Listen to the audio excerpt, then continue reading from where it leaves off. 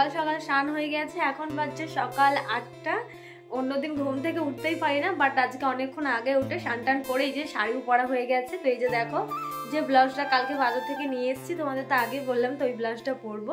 আর এদিকে আমার সব সাজগুজ বার করা হয়ে গেছে। তো আজকে কোথায় যাবো টাইটেল আর থাম্বনেল দেখে বুঝতে পেরেছো। তো আজকে যাব হচ্ছে মায়াপুর। আজ হচ্ছে দোল পূর্ণিমা, তো আমার তরফ থেকে সবাইকে অনেক অনেক শুভেচ্ছা রইলো। এবার আমার বান্ধবীও যাবে, ও ফোন করেছিল, কদিন ধরে ওর সাথে কথা হচ্ছে যে ও মায়াপুর যাবে, আমিও যাব। আর আমার দিদিরও যাওয়ার কথা ছিল, বাট ওদের যেতে নেই, তার জন্যই ওর মানে যা হলো না গো।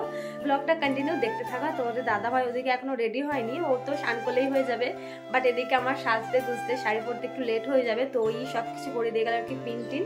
তো যাই হোক চলো ভিডিওটা কন্টিনিউ দেখতে থাকো। গাইস আমার একটা বোন এসছে, চলো ওকে একটু রং মাখানো যায়।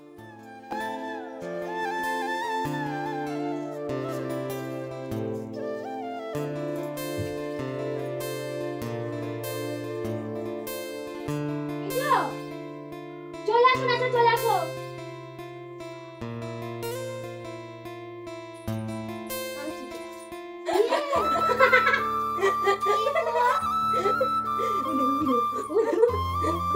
প্রথমেই বলবো ব্লগটা অনেকটা দেরি করে আপলোড করা হলো, তো কবেকার ব্লগ বুঝতে পারছো দেখে আশা করি, আর নতুন করে কিছুই বলতে হবে না। তো যাই হোক অনেক মজা আর কি হলো আমার বোনটার সাথে আর কি। ওকে প্রথম রং মাখিয়ে দিলাম আর কি আবির, ওটা ধুলে উঠে পড়বে। তো তারপর চলে আসলাম এখানে আমার মেকআপটা করতে, যেহেতু তোমাদের দাদাভাই না ছাড়া এসে আবার বকতে শুরু করে দিত। তো যে মালাটা আমি নিয়েছি, মালাটা আশা করি পরে ভালোই লাগছে আমার তো বেশ। তো চলো মেকআপটা আগে করে নিই।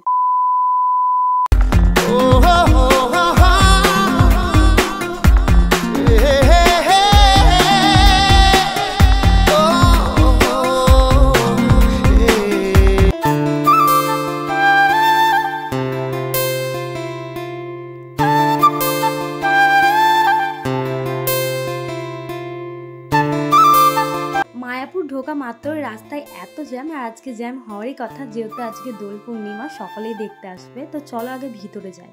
আমরা মায়াপুর চলে এসেছি, ওদিকেও বাইক থেকে আসলো, যেহেতু এখানে একটা দাদা থাকে, ও সিকিউরিটি গার্ড দেয় এখানে। তো চলো এবার ঘুরবার, প্রচন্ড ভিড় প্রচন্ড।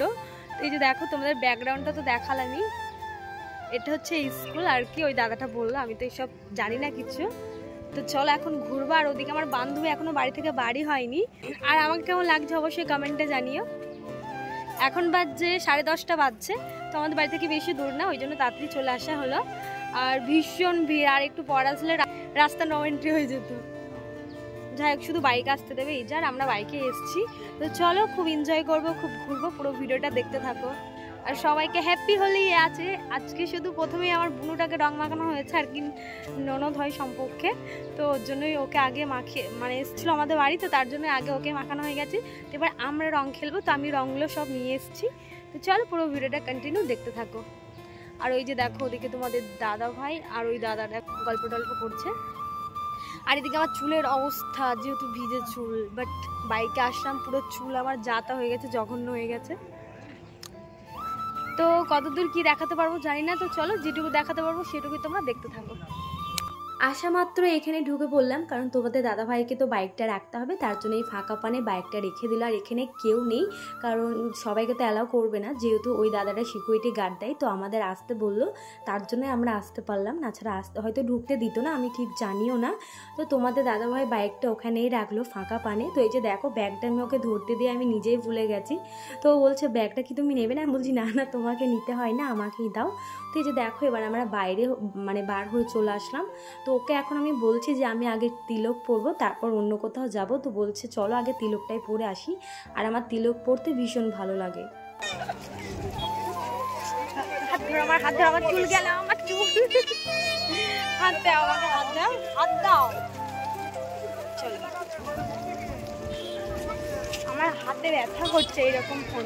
তো এই যে দেখো যেতে যেতে একটা ঠাকুমা চলে আসলো আমাদের তিলক পরাতে, দুজনে মিলে তিলকটা পরে নিলাম আর কি, যেটার কথা হচ্ছিল আমাদের দুজনের মধ্যে। তিলক কেটে আমার খুব ভালো লাগে, দেখেছো কি সুন্দর লাগছে আমার মুখটা। এবার মুখটা বেস্ট লাগছে, একটু ফাঁকা ফাঁকা ছিল।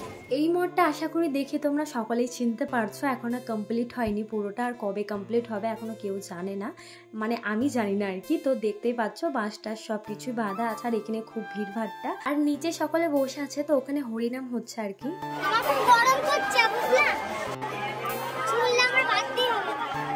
ওদিকে একটু ঘুরে দেন আমরা চলে আসলাম এই মঠটায়, আর এই মঠটা দেখে আশা করি অনেকেই চিনতে পারছো আর কি যারা মায়াপুর এসছো।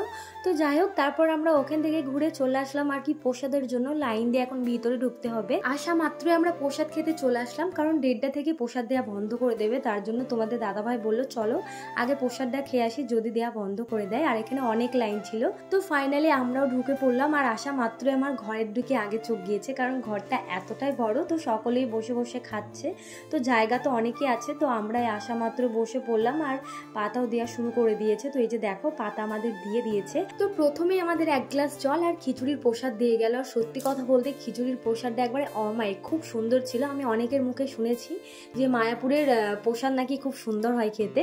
তো আমি কিছুদিন আগে এসেছিলাম, তোমরা আগের ব্লগে দেখেছো হয়তো, তো তখন আমি প্রসাদ খেতে পারিনি। তো যাই হোক আমাদের খাওয়া দাওয়া হয়ে গেছে, তো খিচুড়ি তারপর ভাত সবজি সব কিছু দিয়েছিল। তো তারপর আমরা খাওয়া দাওয়া করে হাত ধুয়ে চলে আসলাম আবার বাইরের দিকে। তো বাইরে এসে দেখছি মঠটা খুব সুন্দর সাজিয়েছে, যে মঠটা তোমাদের প্রথম দেখালাম, তো আমরা পাশ দিয়ে গিয়েছি তার জন্য হয়তো দেখতে পাইনি। তো সামনে দিকে এবার দাঁড়িয়ে আছি, তার জন্য দেখলাম মঠটা খুব সুন্দর কাগজ দিয়ে সাজিয়েছে। আর তোমাদের দাদাভাই চলে গেল জল আনতে, যেহেতু খাওয়া দাওয়া করে একটু জলের প্রয়োজন, তার জন্য তোমাদের দাদাভাই একটু সামনেই কল ছিল, তার জন্য জল আনতে পাঠিয়ে দিলাম। আর মঠটা তোমাদের দেখালামই, তো খুব সুন্দর লাগছে। আর এদিকে আর তোমরা আগেকার ক্লিপে দেখতে পেলে তোমাদের দাদাভাইয়ের মুখের রিয়াকশনটা ঠিক কেমন ছিল যখন জল আনতে যাচ্ছিল আর কি। তো দুজনে মিলে ঝামেলা শুরু করে দিয়েছে, আর এটাই আমাদের মেন উদ্দেশ্য, আমরা কোথাও বার হলে ঝামেলা শুরু করে দিই।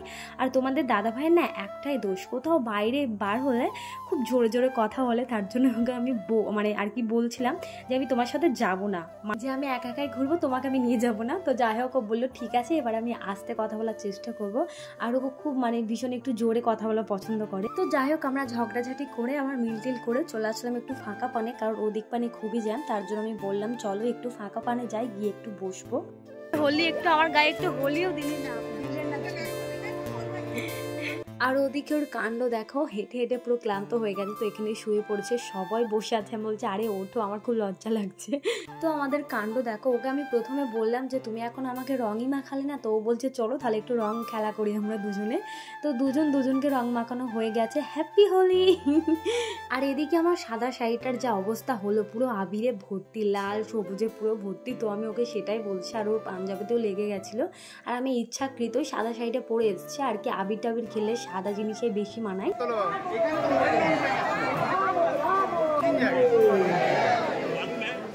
সবাই অনেক ভাগ্যবান যে আর এখানে হরিনাম হচ্ছিল আর কি। আর এই জায়গাটা খুবই ভিড় ছিল, খুবই জ্যাম। অন্যান্য জায়গাতেও খুব ভিড় আছে, বাট এদিকের মানুষ ওদিকে যেতে পারছে না। আমি তো এদিকে ছিলাম, ওইদিকে অনেক কষ্ট করে গেলাম আর কি। তারপরে আমরা চলে আসলাম ঠিক এই জায়গাটায়, আর এই জায়গাটা খুবই সুন্দর ছিল আর কি, অনেক অনেক ফুল গাছ ছিল। এগুলো দেখে আমি ফিদা হয়ে যাই আর কি, ফুল গাছগুলো দেখে, অনেক রকমের অনেক ধরনের ফুল গাছ ছিল। আর জায়গাটাও ভীষণ বড়, পুরো এরিয়াটা জুড়েই ফুল গাছ ছিল চারিদিকে। তো তারপরে আমরা চলে আসলাম লিফটের কাছে। তো এবার আমরা যাব হচ্ছে 5 তলায়, তার জন্য লিফটে উঠে পড়লাম। তো ওই যে দেখো ওই দাদাটাই আমাদের তোলালো, তো ওই দাদাটা তোমাদের দাদা ভাই আর আমি। আর সত্যি কথা বলতে এই প্রথম আমি এই লিফটগুলোতে উঠলাম, আগে কখনোই উঠিনি। তোমরা হয়তো আবার কমেন্ট করতে পারো যে এই লিফটগুলোতে ওঠেনি, সত্যি কথা বলতে কোনো দোষ নেই, সত্যি কথাই যে এই লিফটে আমি উঠিনি, তো এই প্রথম উঠলাম। আমার মুখের রিয়াকশন দেখে বুঝতে পেরেছো, মানে একটা আলাদা রকমের ফিলিংস হচ্ছিল।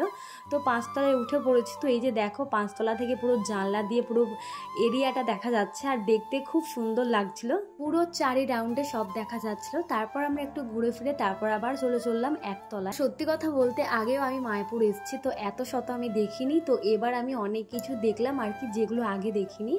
তো তারপর আমরা আবার ঢুকে পড়লাম, আর ওই যে দেখো গেটটাও বন্ধ হয়ে গেল। তারপর নিচে এসে যে মাছগুলো আর কি দেখাচ্ছিল ওই দাদাটা, তো অনেক রকমের অনেক কালারের মাছ ছিল আর কি, যে জায়গাগুলো দেখা হয়নি। তো এবার এসে সেই জায়গাগুলো দেখলাম। তো এই যে দেখো এখন বাজছে বেলা 3টে থেকে 3:30। তো তারপর আমরা চলে আসলাম আবার প্রসাদ খেতে, আর এইদিকে লাইনে সবাই বসে আছে চেয়ার টেবিলে আর কি প্রসাদ খাচ্ছে। তো আমরাও চলে আসলাম। এক প্লেট কি সুন্দর সাজিয়ে দিয়েছে। তো কি কি দিয়েছে চলো তোমাদের একটু বলি। প্রথমেই ছিল একটা রুটি, পনিরের সবজি, একটা চচ্চড়ি, আর ছিল ভাত ডাল, আর তার সাথে ছিল এক বাটি পায়েস। আর সব পনিরগুলো তোমাদের দাদা ভাইয়ের পাতেই পড়েছিল, বাট আমি খেতে ভালোবাসি বলে ও একটাও খায়নি, সব আমাকে দিয়ে দিয়েছিল। তো যাই হোক, খাওয়া দাওয়া করে ফাইনালি বান্ধবীদের সাথে দেখা হলো আর কি। বান্ধবীটার সাথে অনেকক্ষণ আগে এসছে, তো অনেকক্ষণ ধরে ওকে খুঁজে যাচ্ছি। একবার বলছি এখানে আছি, বাট খুঁজে আর পাচ্ছি না, জায়গাটা তো ছোট না যে খুঁজে পাবো আর কি। তো যাই হোক ফাইনালি ওকে খুঁজে পেলাম, আর এসেই আমরা শুরু করে দিয়েছি আর কি রং খেলা। আর রং বলছি কেন, সরি বারে বারে রং বেরিয়ে যাচ্ছে, আবির। তো এই যে দেখো বান্ধবীটা পুরো ভূত করে দিল একবারে দেখার জন্যই। আমি ওকে বলছি আরে ভাই ভালো করে মাখা, এটা কেমন মাখানো হলো, পুরো জঘন্য লাগছে। এবার মনে হচ্ছে না আমরা আবির খেলেছি, আবির বা রং। আর এদিকে তোমাদের দাদা ভাইয়ের মুখটা দেখো, সেই লাগছিল। তো আমি তো এই যে দেখো আমাদের দুজনের মুখ পুরো বাদর। তো যাই হোক তারপর আমি ওকেও মেখে ভূত করে দিলাম, বাট ওর মাখাটা সভ্য হয়েছে, আর আমাকে পুরো বাজেভাবে মাখিয়ে দিয়েছিল। তার জন্য আমি এই যে দেখো পুরো আবিরগুলো মুছে ফেলছে, আর শাড়ির অবস্থাটা পুরো কি বলবো যাতা হয়ে গেছে। তো আর আমার ফোনে চার্জও শেষ। তো চলো আজকের ব্লগটা এই পর্যন্তই, আবার নেক্সট ব্লগে দেখো।